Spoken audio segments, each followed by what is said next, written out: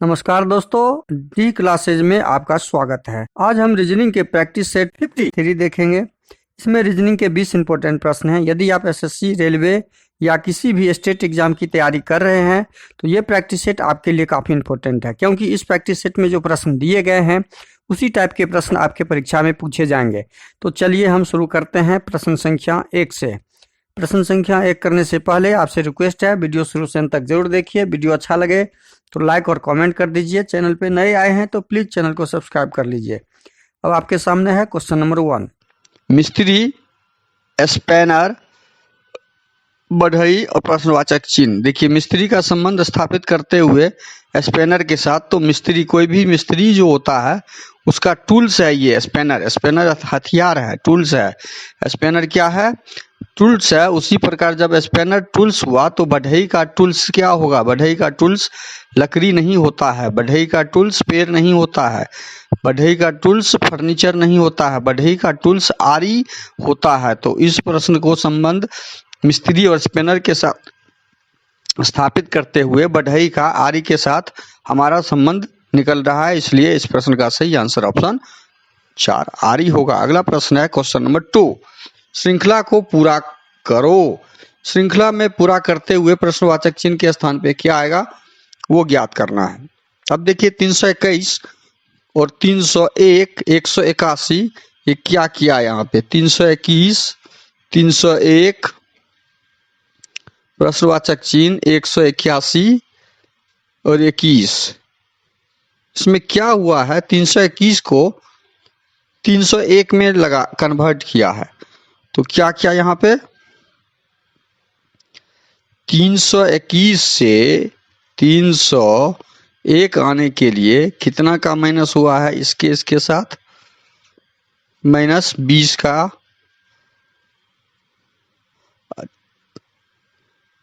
181 में कितना का माइनस किया जो 21 हो गया? 181 में कितना का माइनस किया है? तो 160। कितना का माइनस? 160। अब देखते हैं यहाँ पे कि ये 20 है, ये 160 है, मतलब इससे बड़ा है, मल्टीपल है। तो मल्टीपल है, गुणज में है, 20 के गुणज में है, तो हम 20 का गुणज लगा के देखते हैं कि इसके बीच 301 और प्रश्नवाचक चिन्ह के स्थान पे क्या आएगा। तो 20 का अगला गुणज क्या होता है? -40 करके देखते हैं। 20 माइनस 40, 20 दूनी 40। अच्छा, 301 में -40 कर देते हैं तो कितना प्राप्त हो जाएगा? 301 में -40 करेंगे तो कितना आ जाएगा? 1, 10 में 4 गया 6, कितना आ गया? 261। प्रश्नवाचक चिन्ह के स्थान पे क्या आ जाएगा? 261। अब क्या 261 में यहाँ पे 261 यदि डालते हैं तब 60 से करते हैं 261, और तब इसमें हम 40 दूनी 80 घटा के देखते हैं क्या मेरा 181 आ रहा है? 40 दूनी 80, 261 में 80 जब घटाएंगे तो 181 आएगा। 1, 16 में से 8 गया 8, 181 आ गया। इसका मतलब है यहाँ पे पैटर्न हमारा लगा हुआ है -20 का, -40 का, 20 दूनी 40, 40 दूनी 80, 80 दूनी 160। ये पैटर्न हमने ढूंढ लिया, तो हमारा प्रश्नवाचक चिन्ह के स्थान पे 261 आएगा, जो ऑप्शन 4 में है। अगला प्रश्न है क्वेश्चन नंबर 3। कौन सी उत्तर आकृति प्रश्न आकृति के प्रतिरूप को पूरा करती है? देखिए, इस आकृति को पूरा करने के लिए इस आकृति में से पहले यहाँ पे देखिए क्या बनेगा। इस कॉर्नर का एक जैसे यहाँ पे कॉर्नर ऐसे बनेगा। पहले कॉर्नर बना। अब देखिए कॉर्नर में एक लाइन ऐसे खिंचाएगा, खींच दिए, और एक कॉर्नर ऐसे बनेगा। तो इस प्रकार की आकृति यहाँ ऑप्शन 3 में दिख रहा है।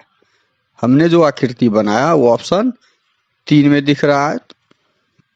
इस तीनों आकृति में इसके अलावे हमारा ऑप्शन 3 सही हो जाएगा। अगला प्रश्न है, देखिए इस आकृति को कैसे बनाया है।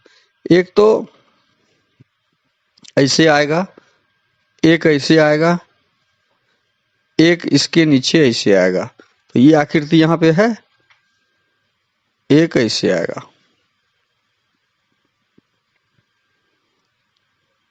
यही आकृति तो यहाँ पे है। अगला प्रश्न है क्वेश्चन नंबर 4। अंक 3 के विपरीत फलक पर कौन सा अंक होगा। देखिए पासा हमेशा 2 प्रकार के होते हैं। एक होता है मानक पासा, जिसके आमने सामने के फलक के योग 7 नहीं होते हैं, और एक होता है सामान्य पासा, जिसके आमने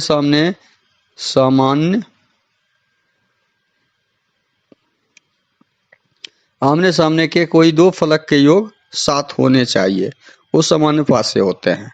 अब देखते हैं जो दी गए हैं सामान्य पासे के ग्रुप 6, 1, 7। यहाँ पे आमने सामने जब जोड़ते हैं तो ये पूरा सीरीज, कोई एक फलक यदि 7 हो गया, कोई एक पासा, पूरा सीरीज पासे का सामान्य पासा हो जाता है। जब सामान्य पासा हो जाता है तो हम कोई 2 पासा लेके कॉमन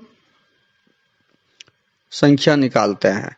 कोई 2 पासा ले लीजिए जिसमें कॉमन हो, जैसे हम ये 5 वाला ही ले लेते हैं। यहाँ कॉमन है 5 और 5, सेकंड में 5, थर्ड में भी 5 कॉमन का हम ले लिए। अब क्लॉकवाइज हम चलेंगे, सेकंड का क्लॉकवाइज चलते हैं। इस 5 का क्लॉकवाइज 4, 4, और फिर इस 4 का 2 के तरफ, 4 का 2 के तरफ। अब इस क्लॉकवाइज चलेंगे, 5 का 3, 5 का 3, 3 का 1 के तरफ। और हमें प्रश्न में क्या पूछा गया है, 3 के विपरीत। प्रश्न में क्या पूछा गया, 3 के विपरीत। तो 3 के विपरीत यहाँ पे 4, 3 के विपरीत क्या हो जाएगा, हमारा आंसर 4 हो जाएगा। तो इस प्रकार प्रश्न का आंसर, इस प्रश्न ऑप्शन बी हो जाएगा। क्वेश्चन नंबर 4 का आंसर ऑप्शन बी 4, 3 के विपरीत फलक में 4 आएगा। अगला प्रश्न है क्वेश्चन नंबर 5। क्वेश्चन नंबर 5 देखिए, मीन का यहाँ पे क्या दिया है, कोड दिया हुआ है मीन का MEAN,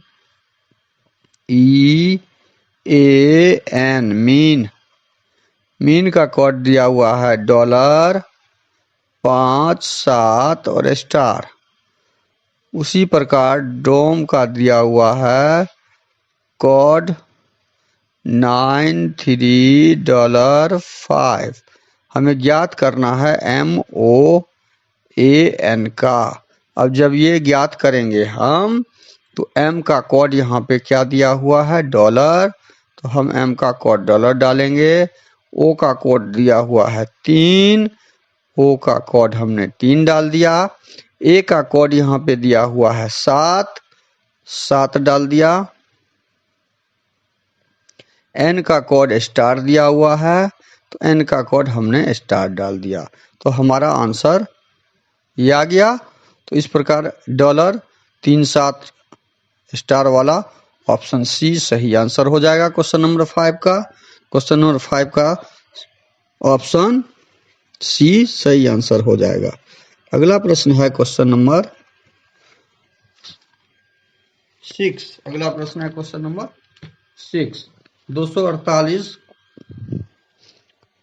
अगला प्रश्न है क्वेश्चन नंबर 6 को क्या किया है, 248 को 3 में कन्वर्ट किया, कैसे संबंध स्थापित करना होगा, और 328 को प्रश्नवाचक चिन्ह के स्थान पे क्या आएगा वो ज्ञात करना होगा। अब देखिए इस प्रकार के प्रश्न को हमेशा बड़ी संख्या को छोटी संख्या में कन्वर्ट किया है। तो बड़ी संख्या 248 जो है यहाँ पर, उसको 3 में कन्वर्ट किया। कैसे, 3 में कन्वर्ट करने के लिए क्या किया है, 24 को 8 से भाग दे दिया।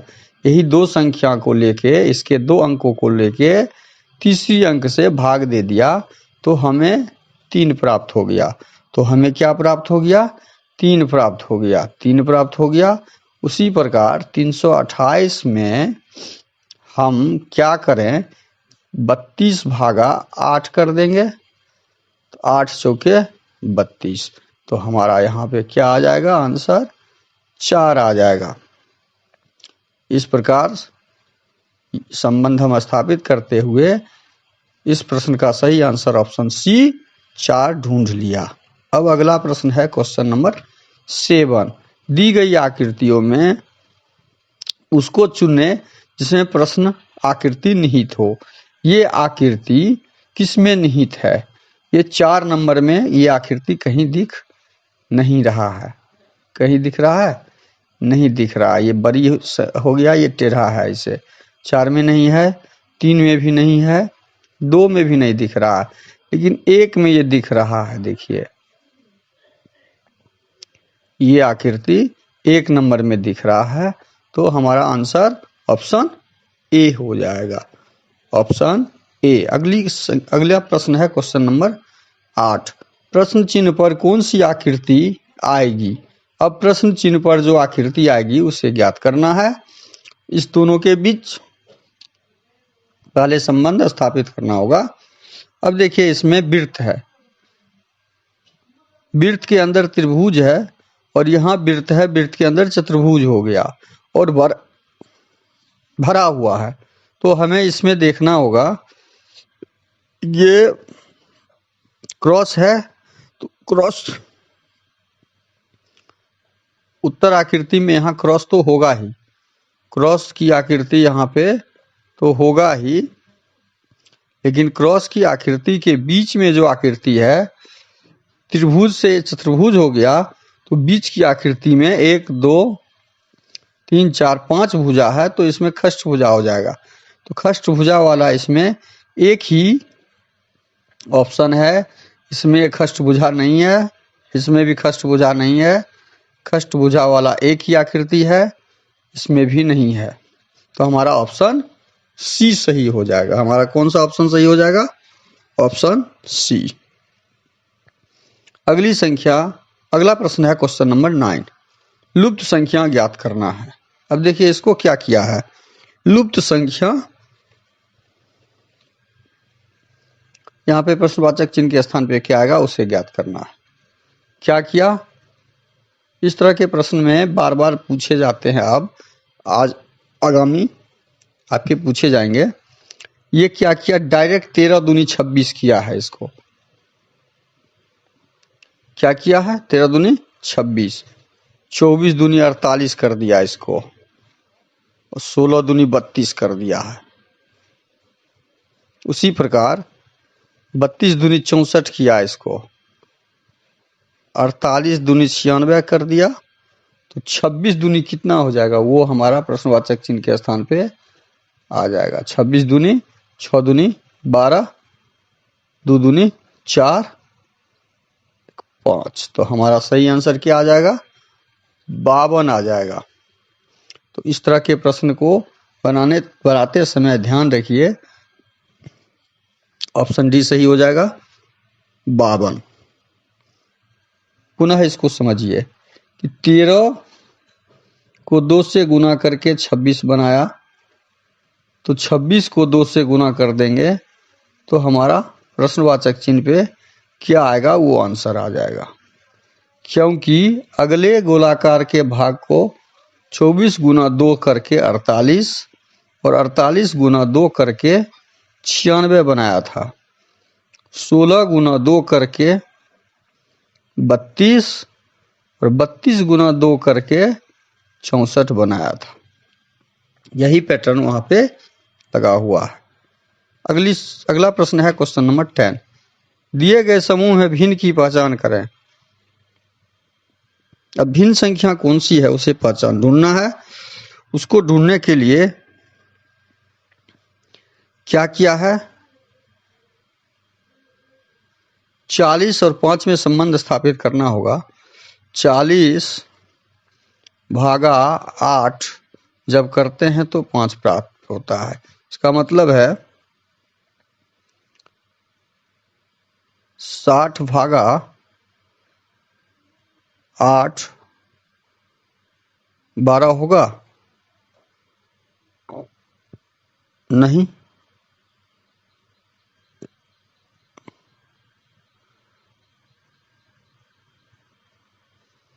नहीं होगा। 32 भागा 8 बराबर 4 होगा? होगा। 88 भागा 8 बराबर 11 होगा? होगा।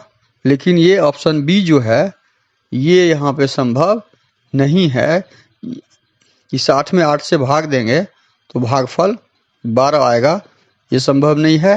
इसलिए ऑप्शन बी हमारा जो है इन चारों ऑप्शन में भिन्न है।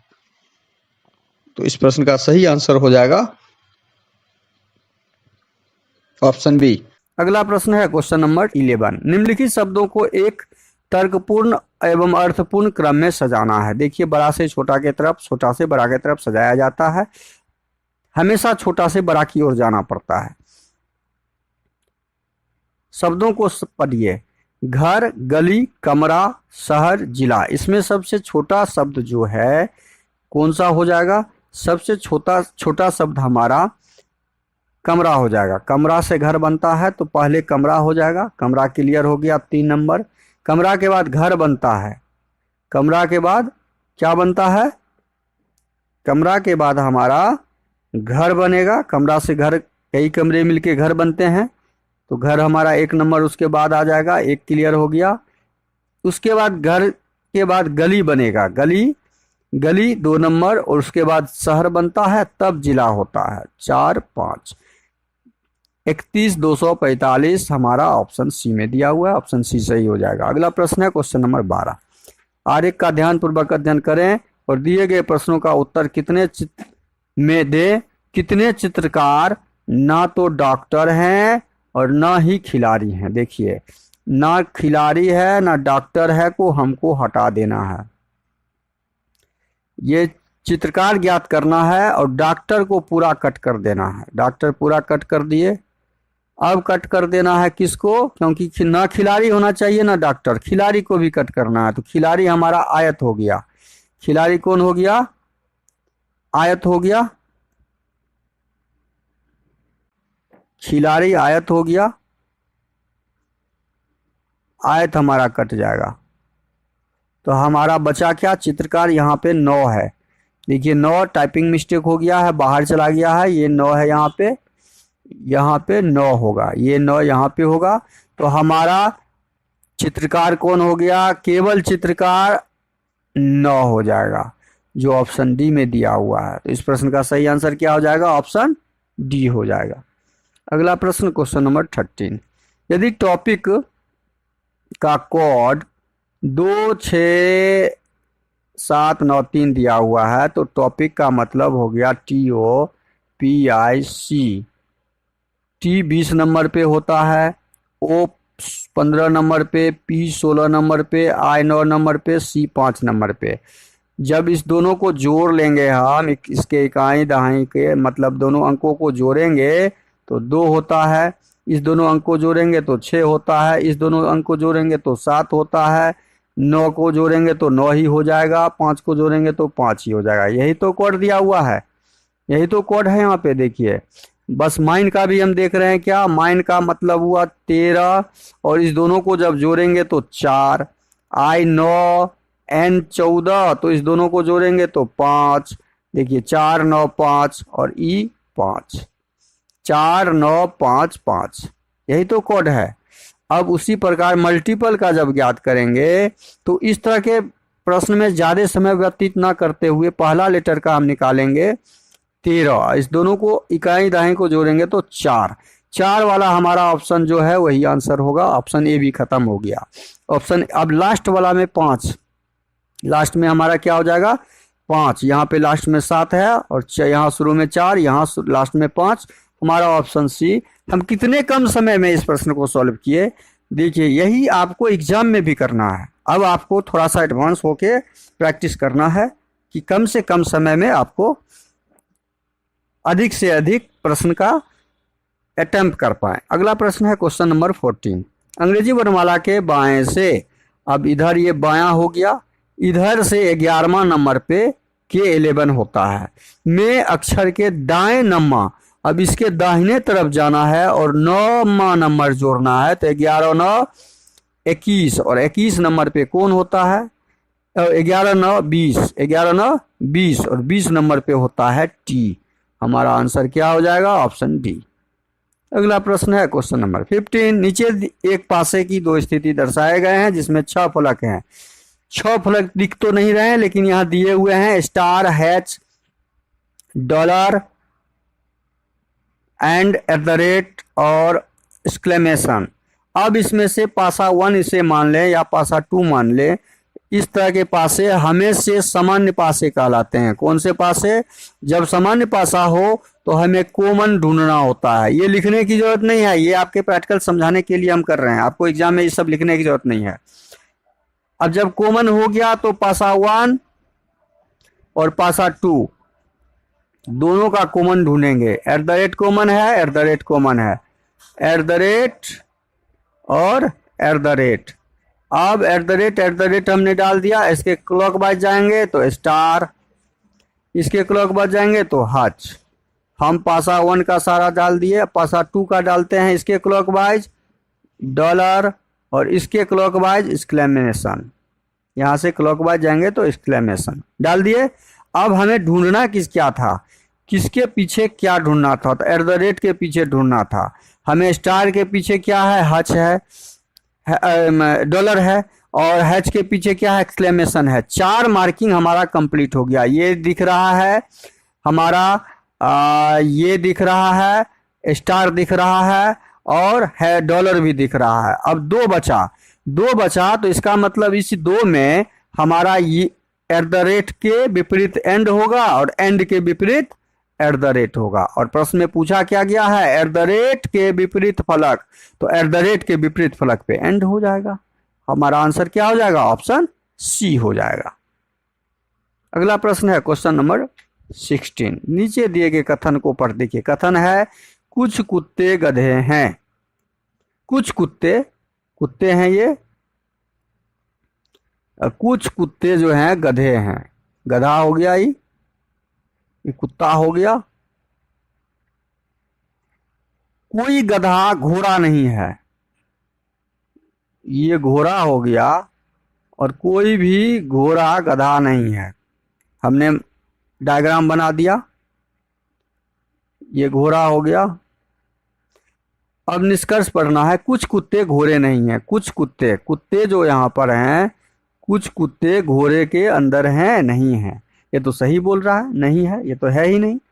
कुछ घोड़े कुत्ते हैं, कुछ घोड़े कुत्ते हैं, कोई घोड़ा कुत्ता नहीं है। तो ये निष्कर्ष हमारा गलत हो जाएगा।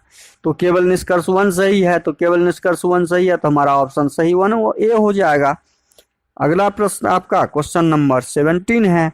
दी गई आकृति में कितने त्रिभुज हैं? जब इस प्रकार की त्रिभुज की आकृति हो तो इसमें हमेशा ध्यान रखिए, एक त्रिभुज के अंदर यदि एक आकृति हो तो वो अपने आप में 4 भाग में बांट देता है। 1 2 3 और स्वयं ये त्रिभुज 4 भाग में। और एक ये अपना बड़ा वाला त्रिभुज जो होता है बाहर का, ये खुद का खुद हो जाता है। तो कुल 5 त्रिभुज इसमें हो जाएंगे। इसी प्रकार 1 2 3 4 इसमें भी कुल 5 त्रिभुज। एक त्रिभुज ये हो गया, 5वां, 1 2 3 4 और 5वां त्रिभुज ये हो गया।